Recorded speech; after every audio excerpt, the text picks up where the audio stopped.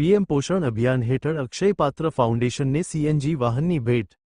બાળકોના પોષણ અને કલ્યાણ માટે એક મહત્વપૂર્ણ પગલાં તરીકે પોલિયોલેફિન આધારિત પેકેજિંગ અને ટેકનિકલ ટેક્સટાઇલ્સના અગ્રણી એવા વીર પ્લાસ્ટિક્સ પ્રાઇવેટ લિમિટેડે પીએમ પોષણ અભિયાન મધ્યાહન ભોજન યોજના ના અમલકર્તા અક્ષય પાત્ર ફાઉન્ડેશનને એક સીએનજી સંચાલિત ડિલિવરી વાહન ભેટમાં આપ્યું છે.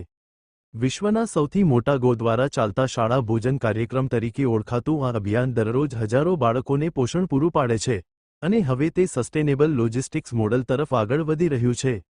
આ નવી સીએનજી વ્હીકલ દ્વારા દરરોજ આશરે 2000 ફ્રેશ મિડ ડે મીલ, તાજું બનાવેલું મધ્યાહન ભોજન, ગાંધીનગર જિલ્લાના 8મી 10 સરકારી શાળાઓ સુધી પહોંચાડવામાં આવશે, જે ખર્ચ અને સમય બંનેની બચત કરશે.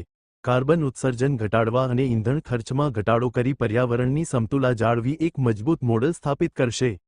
વીર પ્લાસ્ટિક્સના સીઈઓ શ્રી હરજીવ સિંહે જણાવ્યું હતું કે, વીર પ્લાસ્ટિક્સ પ્રાઇવેટ લિમિટેડમાં મારું માનવું છે કે ટકાઉપણું અને સામાજિક અસર એકબીજાથી અલગ નથી.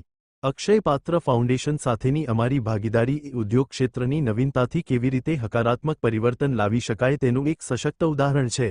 આ સીએનજી વાહન સ્વચ્છ પર્યાવરણ, સ્વસ્થ સમાજ અને પોષિત ભારત તરફનું એક નાનું પણ મહત્વપૂર્ણ પગલું છે. Report by Ashwin Limbachiya, Ahmedabad. મારું નામ તરલ બદાની છે.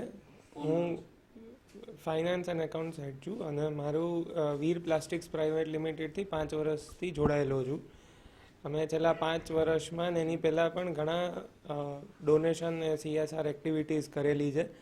છેલ્લા થોડા સમયથી અમે અક્ષય પાત્રા સાથે જોડાયેલા છીએ અને અમે આની પહેલાં 100 ટેબ્લેટ સ્કૂલ્સના છોકરાઓ માટે ડોનેટ કર્યા છે. આજે અમે ફૂડ ડિલિવરી વેનનું ડોનેશન કરેલું છે અને આશા રાખીએ છીએ કે અક્ષય પાત્ર આવી રીતે જ એનું કામ કરતું રહીએ, જેનાથી હજારો લાખો છોકરાઓને મિડ ડે મીલ્સ મળતી રહે અને બધું પોષણ પૂરું થતું રહે.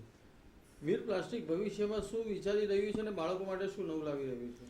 વીર પ્લાસ્ટિક્સ ડિવોટેડ છે કન્ટિન્યુઅસલી સોસાયટીને ડોનેટ કરવા માટે, હેલ્પ કરવા માટે, સપોર્ટ માટે.